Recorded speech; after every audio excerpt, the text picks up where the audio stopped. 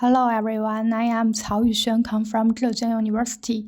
Today I want to share our latest work about how to use graph data in the wild to enhance graph anomaly detection. Graph anomaly detection is critical in many real-world applications, such as identifying spammers, fraudsters, and bugs. However, anomalies in graph structured data present unique challenges, including label scarcity, ill-defined anomalies, and varying anomaly types, making supervised or semi-supervised methods unreliable. Researchers often adopt unsupervised approaches to address these challenges, assuming that anomalies deviate significantly from the normal data distribution. However, when normal data is insufficient, the learned normal distribution can be inaccurate, which can lead to misclassification.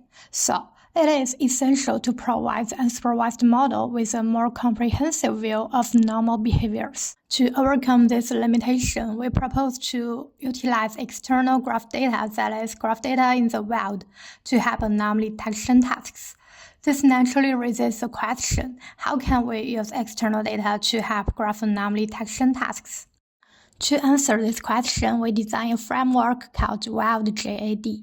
It primarily consists of three components: a diverse database to ensure the model have access to a wide range of representative data resources, a data selection strategy to identify the most useful external graph data, and a training strategy that utilizes the selected external data to effectively perform the anomaly detection task.